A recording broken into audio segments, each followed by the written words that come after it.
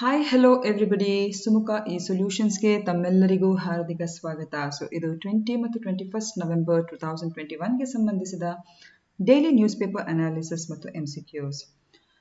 Friends, ಯಾರೆಲ್ಲ ನೀವು ಇನ್ನೂ ಕೂಡ ಸುಮುಖ ಈ ಸೊಲ್ಯೂಷನ್ಸ್ಗೆ ಸಬ್ಸ್ಕ್ರೈಬ್ ಮಾಡಿಲ್ಲ, ಖಂಡಿತ ಸಬ್ಸ್ಕ್ರೈಬ್ ಮಾಡಿ. ಯಾಕಂದರೆ ಹಲವಾರು ದಿನಪತ್ರಿಕೆಗಳಿಗೆ ಸಂಬಂಧಿಸಿದ ಸುದ್ದಿ ಮಾಹಿತಿಗಳಿಗೆ ನಾವು ವಿಶೇಷವಾಗಿ MCQsಗಳನ್ನು ಸಿದ್ಧಪಡಿಸಿ ಇದು ನಿಮ್ಮ ಸ್ಪರ್ಧಾತ್ಮಕ ಪರೀಕ್ಷಾ ದೃಷ್ಟಿಯಿಂದ ಇದು ನಿಮಗೆ ಖಂಡಿತವಾಗಿ ನೆರವಾಗ್ತದೆ ಅಂತ ಹೇಳುವಂಥ ಒಂದು ಭರವಸೆಯೊಂದಿಗೆ ಇವತ್ತಿನ ಈ ಸೆಷನ್ ಅನ್ನು ನಾವು ಸ್ಟಾರ್ಟ್ ಮಾಡ್ತೇವೆ. ಹಾಗೆ ಈ ನಮ್ಮ ಸೆಷನ್ಗೆ ಸಂಬಂಧಿಸಿದ PPT ಅಥವಾ PDF ಯಾರಿಗಾದರೂ ಬೇಕಾದಲ್ಲಿ ಡಿಸ್ಕ್ರಿಪ್ಷನ್ ಅಲ್ಲಿರುವಂತಹ ನಮ್ಮ ಬ್ಲಾಗ್ ಸ್ಪಾಟ್ ಹಾಗೂ ನಮ್ಮ ಟೆಲಿಗ್ರಾಮ್ ಲಿಂಕ್ನ ಮೂಲಕ ನೀವು ಖಂಡಿತ ಆಕ್ಸೆಸ್ ಅನ್ನು ಪಡ್ಕೊಬಹುದು.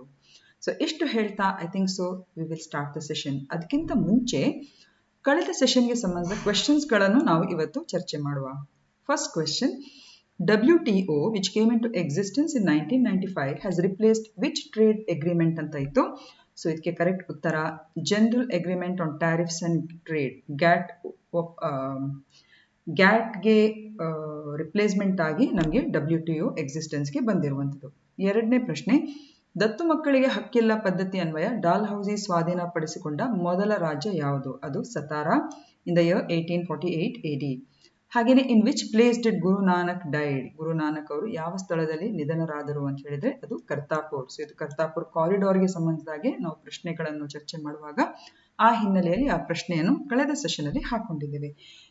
ಈ ಪ್ರಶ್ನೆಗಳಿಗೆ ಹಲವಾರು ಮಂದಿ ಸರಿ ಉತ್ತರವನ್ನು ಕೊಟ್ಟಿದ್ದಾರೆ. ಅದರಲ್ಲಿ ಕೆಲವರು ಡೈರೆಕ್ಟ್ ಆಗಿ ನಮ್ಮ ವಾಟ್ಸ್ಆ್ಯಪ್ಗೆ ಕಳಿಸ್ತಾರೆ, ಇನ್ನು ಕೆಲವರು ಮೆಸೇಜ್ ಗ್ರೂಪ್ ಅಲ್ಲಿ ಹಾಕ್ತಾರೆ. ಹಾಗಾಗಿ ಮಂಜುನಾಥ್, ಹಾಗೇನೆ ರೇಣುಕಾ ರಾಣಿ, ಪ್ರಜ್ವಲ್ ಶೆಟ್ಟಿ, ಕೃಷ್ಣ ಗಂಗಾಪುರ್, ಅರುಣ್ ಕುಮಾರ್ CC, ರೇಖಾ NC ಮತ್ತು ವಿಜಯ್ ಮಹಂತೇಶ್ ಅಂಗಡಿ ಇವರು ಸರಿಯಾದ ಉತ್ತರವನ್ನು ಕೊಟ್ಟಿದ್ದಾರೆ.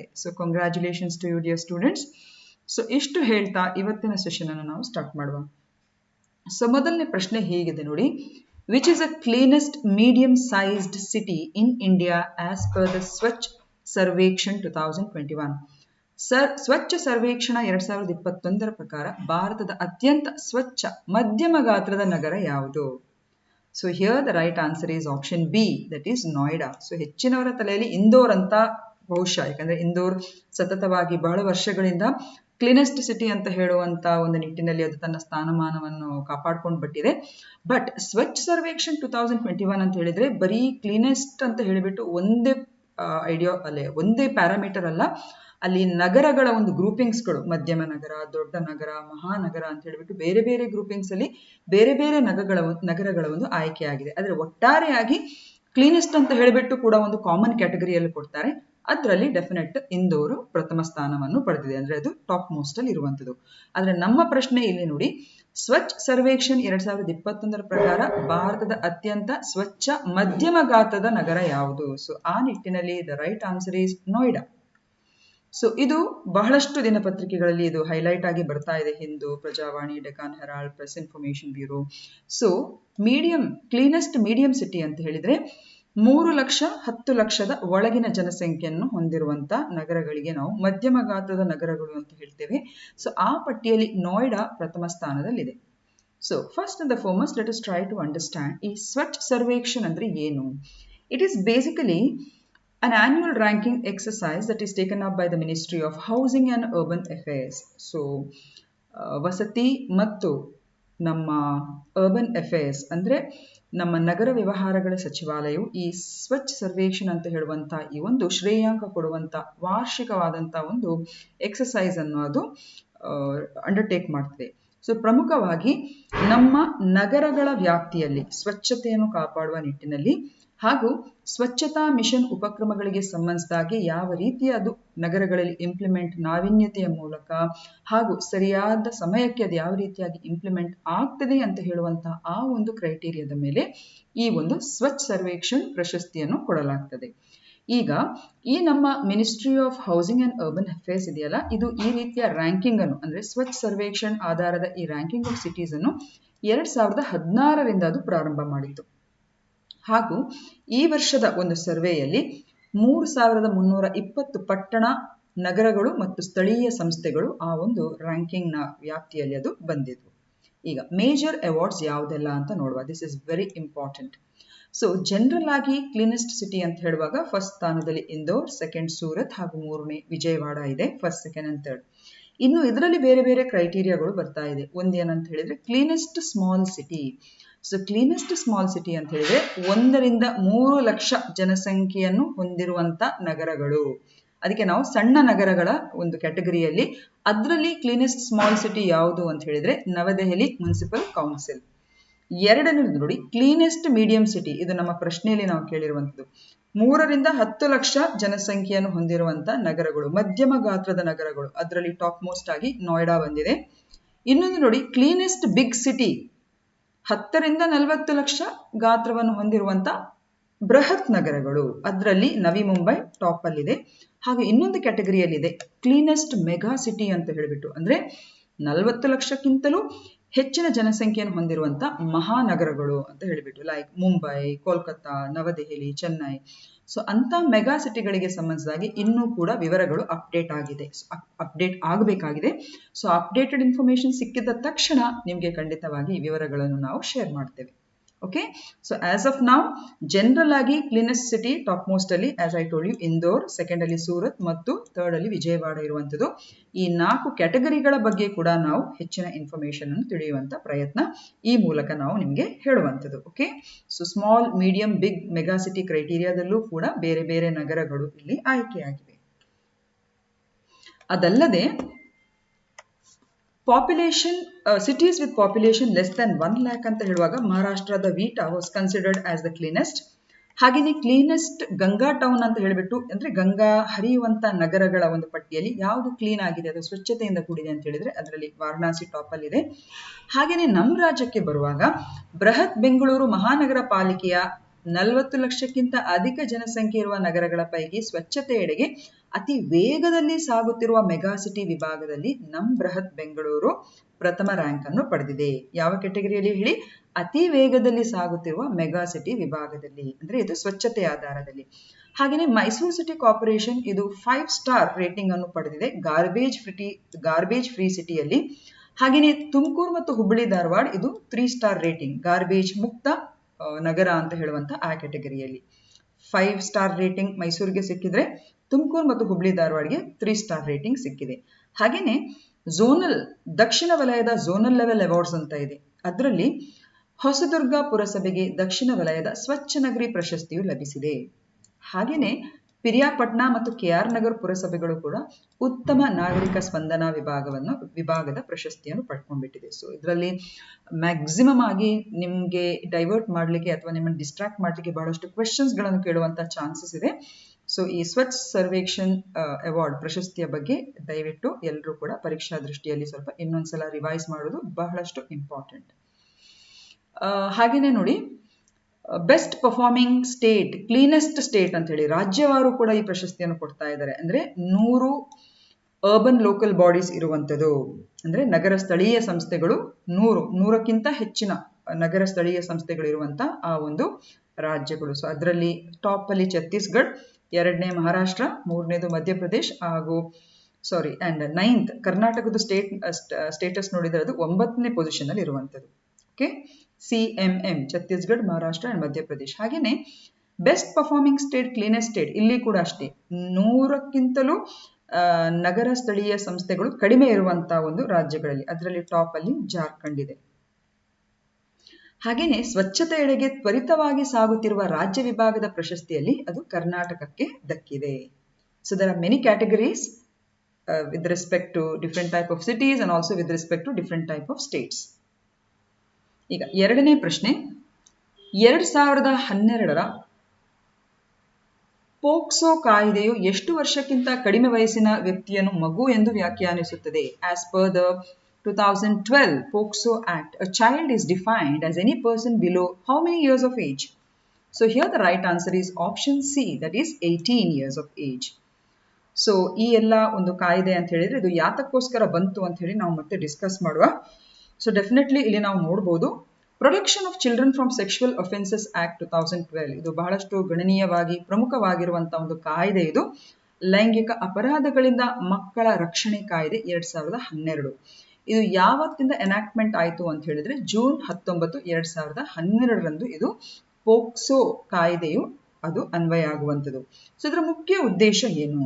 ಇದರ ಮುಖ್ಯ ಉದ್ದೇಶ ಮಕ್ಕಳನ್ನು, ಸೊ ಇದರಲ್ಲಿ ಮಕ್ಕಳು ಅಂತ ಹೇಳಿದ್ರೆ ಯಾರು ಡಿಫೈನ್ ಆಗ್ತಾರೆ ಅಂತ ಹೇಳಿದ್ರೆ anybody who is below 18 years of age, 18 ವರ್ಷಕ್ಕಿಂತ ಕಡಿಮೆ ವಯಸ್ಸಿನ ವಯೋಮಾನದವರು ಇದರಲ್ಲಿ ಮಕ್ಕಳು ಅಂತ ಹೇಳುವಂತ ಆ ಕ್ಯಾಟಗರಿಯಲ್ಲಿ ಈ ಆಕ್ಟ್ಗೋಸ್ಕರ ಅದಕ್ಕೆ ಬರ್ತಾರೆ. ಹಾಗೂ ಈ ಕಾಯ್ದೆಯ ಪ್ರಮುಖ ಉದ್ದೇಶ ಇಷ್ಟೇ, ಮಕ್ಕಳನ್ನು ಪ್ರಮುಖವಾಗಿ ಈ ಲೈಂಗಿಕ ಅಪರಾಧಗಳಿಂದ ಹಾಗೂ ಲೈಂಗಿಕ ಹಿಂಸೆ, ಲೈಂಗಿಕ ಕ್ರೌರ್ಯ, ದೌರ್ಜನ್ಯ ಹಾಗೂ ಅಶ್ಲೀಲ ಚಿತ್ರಗಳಿಂದ ಅವರನ್ನು ಪ್ರಮುಖವಾಗಿ ಸಂರಕ್ಷಣೆ ಮಾಡಿ ಅವರ ಯೋಗಕ್ಷೇಮವನ್ನು ನೋಡಿಕೊಳ್ಳಿಕ್ಕೆ ಇದು ಜಾರಿಗೆ ಬಂದಂತ ಕಾಯ್ದೆ, ದಟ್ ಈಸ್ ಪೋಕ್ಸೋ ಕಾಯ್ದೆ. ಈ ಕಾಯ್ದೆಯು ministry of women and child development, ಮಹಿಳಾ ಮತ್ತು ಮಕ್ಕಳ ಕಲ್ಯಾಣ ಅಭಿವೃದ್ಧಿ ಆ ಒಂದು ಸಚಿವಾಲಯದ ಅಡಿಯಲ್ಲಿ ಬರುವಂತಹ ಒಂದು ಕಾಯ್ದೆ. ಹಾಗೂ ಚೈಲ್ಡ್ ಸೆಕ್ಷುವಲ್ ಅಬ್ಯೂಸ್ಗೆ ಸಂಬಂಧಿಸಿದಾಗೆ IPC 354, IPC 375 ಹಾಗೂ IPC 377 ಪ್ರಕಾರ ಕೂಡ ಭಾರತೀಯ ದಂಡ ಸಂಹಿತೆಯ ಕೆಳಗಿನ ಈ ಸೆಕ್ಷನ್ಗಳ ಅಡಿಯಲ್ಲಿ ಕೂಡ ಮಕ್ಕಳ ಲೈಂಗಿಕ ದೌರ್ಜನ್ಯ ಸಾಬೀತಾದರೆ ಅದು ಕಾನೂನು ಪ್ರಕಾರ ಅವರ ಮೇಲೆ ಕ್ರಮ ಕೈಗೊಳ್ಳುವಂಥದ್ದು. ಸೊ ಅದಲ್ಲದೆ ಬಾಲಕಾರ್ಮಿಕತೆ ಅಂತ ಹೇಳುವಂತ ಇನ್ನೊಂದು ಕಾನ್ಸೆಪ್ಟ್ ಇದೆ, ಚೈಲ್ಡ್ ಲೇಬರ್ ಅಂತ ಹೇಳಿಬಿಟ್ಟು. ಸೊ ಇಲ್ಲಿ ಬಾಲಕಾರ್ಮಿಕತೆ ತಡೆ ಕಾಯ್ದೆಗೆ ಸಂಬಂಧಿಸಿದಾಗೆ 1986ಗೆ ಜಾರಿಗೆ ಬಂದಂತಹ ಕಾಯ್ದೆ ಇದೆಯಲ್ಲ, ಇದು ಯಾವುದೇ ಒಂದು ಮಗು ಹೆಜಾರ್ಡಸ್ ವರ್ಕಿಂಗ್ ಕಂಡೀಷನ್ಸ್ ಅಲ್ಲಿ ಆ ಮಗು ಹಣದ ಒಂದು ಉದ್ದೇಶಕ್ಕೋಸ್ಕರ ಅಥವಾ ಒಂದು ದುಡಿಮೆಯ ಉದ್ದೇಶಕ್ಕೋಸ್ಕರ ಕೆಲಸ ಮಾಡುವಂಥದ್ದನ್ನು ಇದು ನಿಷೇಧಿಸ್ತದೆ. Specially and if they have not completed 14 years of age, ಅಂದ್ರೆ 14 ವರ್ಷಕ್ಕಿಂತ ಕಡಿಮೆ ವಯಸ್ಸಿನ ಮಕ್ಕಳು ದುಡಿಮೆಯ ಉದ್ದೇಶದಿಂದ ಈ ರೀತಿ ಕೈಗಾರಿಕೆಗಳಲ್ಲಿ ಅಥವಾ ಬೇರೆ ಬೇರೆ ಕ್ಷೇತ್ರಗಳಲ್ಲಿ ಕೆಲಸ ಮಾಡುವುದನ್ನು, ದುಡಿಮೆ ಮಾಡುವುದನ್ನು ಈ ಕಾಯ್ದೆಯು ನಿಷೇಧಿಸುತ್ತದೆ. So here it is below 14 years of age, whereas when it comes to POCSO ಕಾಯ್ದೆ ಅದು it is below 18 years of age. So ಈ ಪ್ರಶ್ನೆಯನ್ನು ನಾವು ಯಾತಕ್ಕೋಸ್ಕರ ಹಾಕಿದ್ದೇವೆ, ದಟ್ ಈಸ್ ವೆರಿ ಇಂಪಾರ್ಟೆಂಟ್. ಯಾತಕ್ಕೋಸ್ಕರ ಹಾಕಿದ್ದೇವೆ ಅಂತ ಹೇಳಿದ್ರೆ ಇಲ್ಲಿ ನಾವು ನೋಡ್ಬೋದು, ಹಿಂದೂ ನ್ಯೂಸ್ ಪತ್ರಿಕೆಯಲ್ಲಿ ಬಂದಂತ ಒಂದು ವಿಷಯ, ಬಾಂಬೆ ಹೈಕೋರ್ಟ್ ಇತ್ತೀಚೆಗೆ ಪೋಕ್ಸೋ ಕೇಸ್ಗೆ ಸಂಬಂಧಿಸಿದ ಒಂದು ಕೇಸ್ ಅನ್ನೋದು ಕ್ವಾಶ್ ಮಾಡಿದೆ. ಯಾಕಂದ್ರೆ 3 ವರ್ಷಗಳ ನಂತರ ಆ ವ್ಯಕ್ತಿಯನ್ನು ಈ ಒಂದು ಮೈನರ್ನ ಮೇಲೆ ಈ ರೀತಿಯ ಸೆಕ್ಷುವಲ್ ಹ್ಯಾರಾಸ್ಮೆಂಟ್ ಮಾಡಿದ್ದಾನೆ ಅಂತ ಹೇಳಿಬಿಟ್ಟು 4 ವರ್ಷದ ಮಗು 3 ವರ್ಷಗಳ ನಂತರ ಈ ರೀತಿ ಸ್ಟೇಟ್ಮೆಂಟ್ ಕೊಡುವ ಕಾರಣ ಈ ಒಂದು ಆರೋಪಿಯನ್ನು, ಅಂದ್ರೆ ಈ ಕೇಸನ್ನು ಅವರು ಖುಲಾಸೆ ಮಾಡಿದ್ದಾರೆ. ಸೊ ಇದು ಹಿಂದೂ ನ್ಯೂಸ್ ಪತ್ರಿಕೆಯಲ್ಲಿ ಬಂದಿರುವ ಕಾರಣ ಈ ವಿವರಗಳನ್ನು ನಿಮಗೆ ಕೊಡುವಂತ ನಾವು ಪ್ರಯತ್ನವನ್ನು ಮಾಡಿದ್ದೇವೆ. ಈಗ 3ನೇ ಪ್ರಶ್ನೆ, 2022ರ ಚಳಿಗಾಲದ ಒಲಿಂಪಿಕ್ಸ್ ಎಲ್ಲಿ ನಡೆಯಲಿದೆ? Where is the 2022 winter Olympics schedule to be held? So here the right answer is option D, that is Beijing.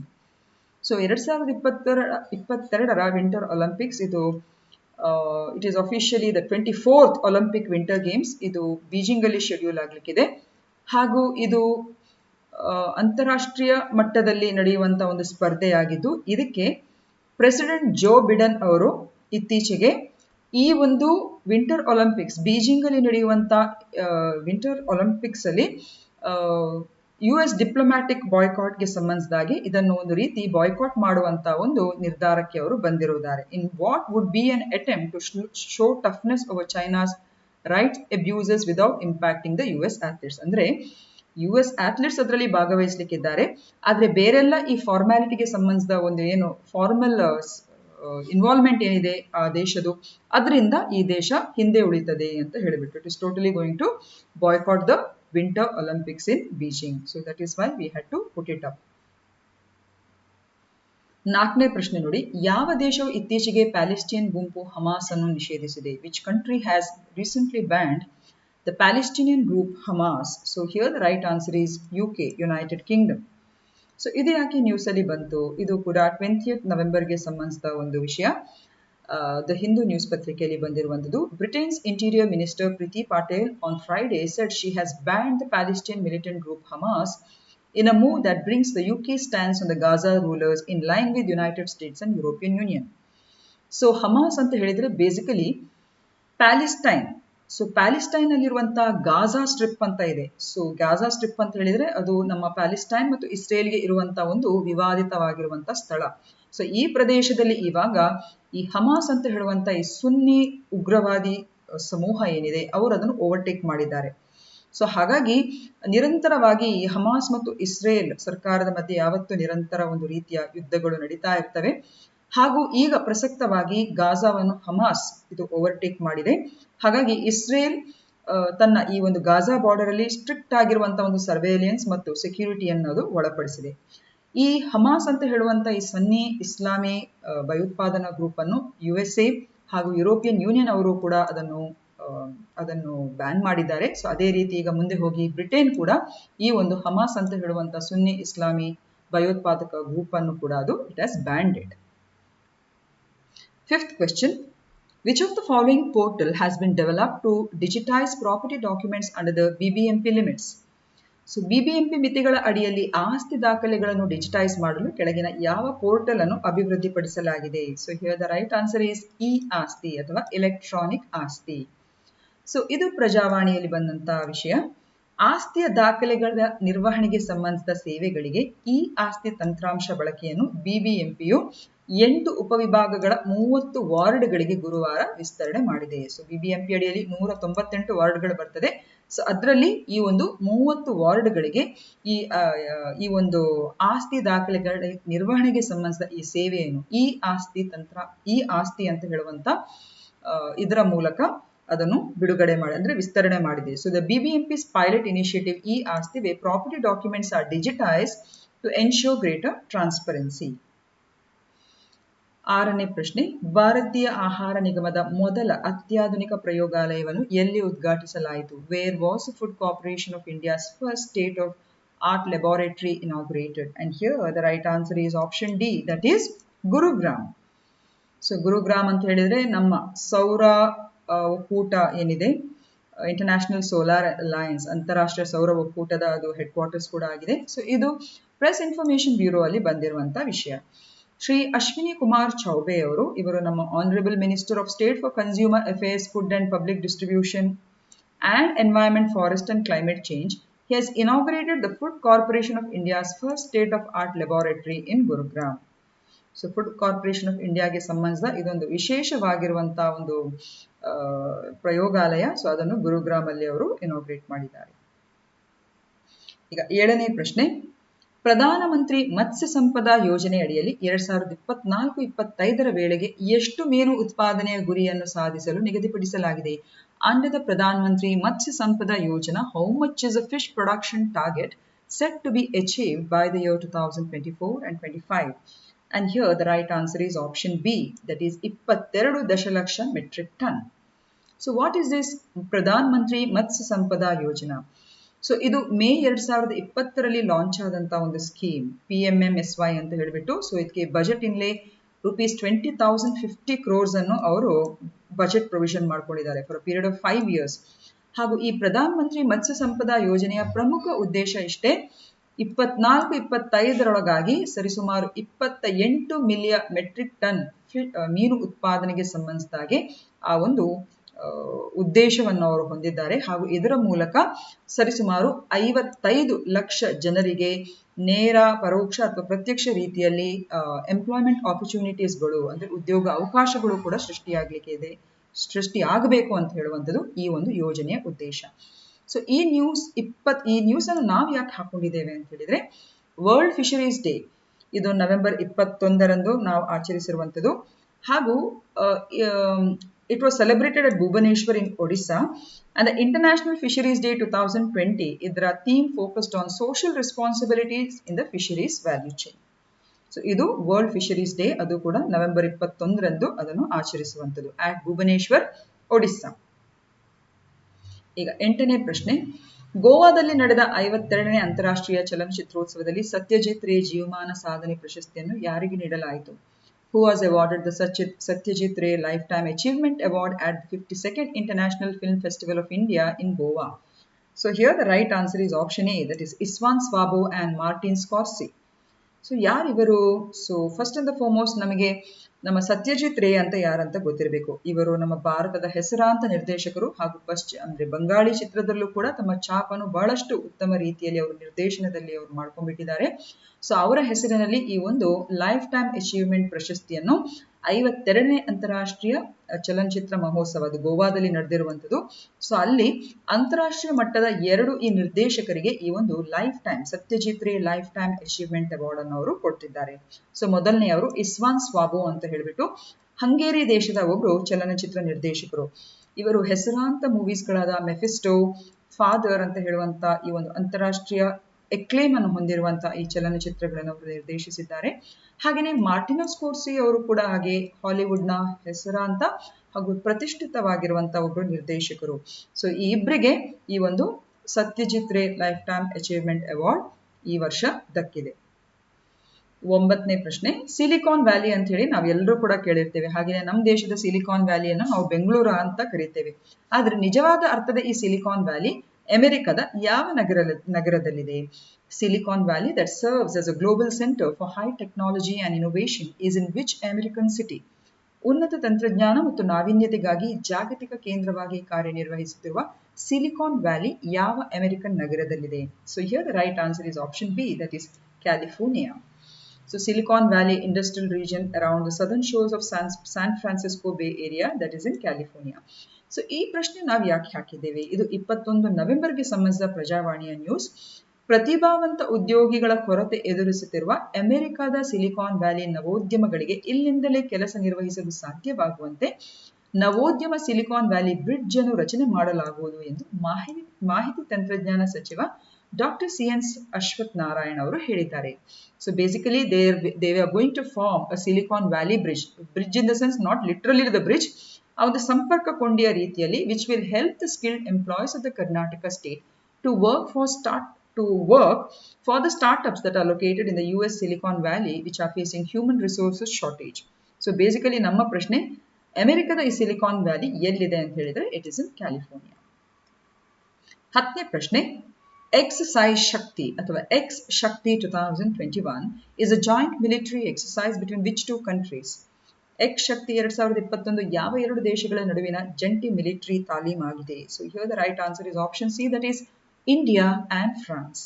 So this was also a news related to Press Information Bureau. 6ನೇ edition Indo France ಜಂಟಿ military ತಾಲೀಮು X Shakti 2021 ಎಂಬ ಹೆಸರಿನಲ್ಲಿ military school of Draguignan in France ಇಲ್ಲಿ ಅದು commence ಆಗ್ಲಿಕ್ಕಿದೆ. From 15th November ಇಂದ ಅದು start ಆಗಿದೆ ಆಲ್ರೆಡಿ. 11ನೇ ಪ್ರಶ್ನೆ, a very interesting question. Which district was given 2021 Best Marine District Award? 2021ರ ಅತ್ಯುತ್ತಮ ಸಾಗರ ಜಿಲ್ಲಾ ಪ್ರಶಸ್ತಿಯನ್ನು ಯಾವ ಜಿಲ್ಲೆಗೆ ನೀಡಲಾಗಿದೆ? And here the right answer is option B, that is Balasore. Balasore ಇದು ಒಡಿಸ್ಸಾದಲ್ಲಿರುವಂಥದ್ದು.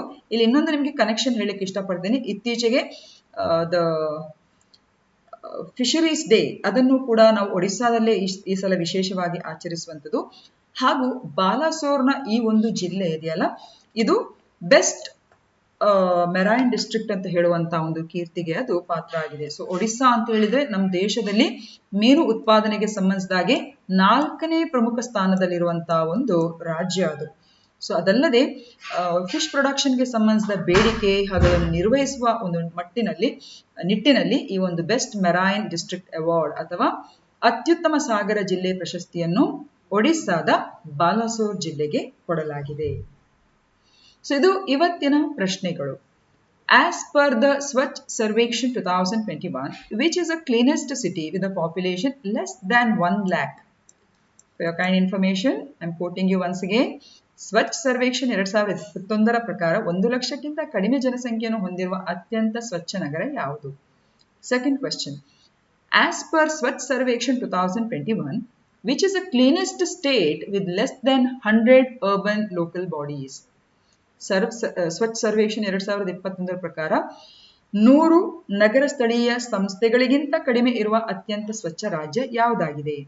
ಹಾಗೂ ಮೂರನೇ ಪ್ರಶ್ನೆ, 1986ರ ಬಾಲ ಕಾರ್ಮಿಕ ನಿಷೇಧ ಮತ್ತು ನಿಯಂತ್ರಣ ಕಾಯ್ದೆಯು ಎಷ್ಟು ವರ್ಷಕ್ಕಿಂತ ಕಡಿಮೆ ವಯಸ್ಸಿನ ವ್ಯಕ್ತಿಯನ್ನು ಮಗು ಎಂದು ಪರಿಗಣಿಸುತ್ತದೆ?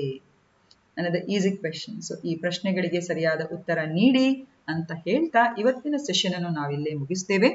ನಾಳೆ ಇನ್ನಷ್ಟು ಹೊಸ ವಿಚಾರಗಳೊಂದಿಗೆ, ಇನ್ನಷ್ಟು ಹೊಸ ಸುದ್ದಿ ಹಾಗೂ MCQsಗಳೊಂದಿಗೆ ಮತ್ತೆ ಹಾಜರಾಗ್ತೇನೆ ಅಂತ ಹೇಳುವಂತಹ ಭರವಸೆಯೊಂದಿಗೆ ಥ್ಯಾಂಕ್ ಯು ವೆರಿ ಮಚ್. ಹಾಗೇನೆ ನಿಮಗೆ ನಮ್ಮ ವಿಡಿಯೋಸ್ಗಳು ಇಷ್ಟ ಆದರೆ ಲೈಕ್ ಮಾಡಿ, ಶೇರ್ ಮಾಡಿ ಮತ್ತು ಸಬ್ಸ್ಕ್ರೈಬ್ ಮಾಡಿ ಅಂತ ಹೇಳ್ತಾ I will end this session. Have a nice day. Take care.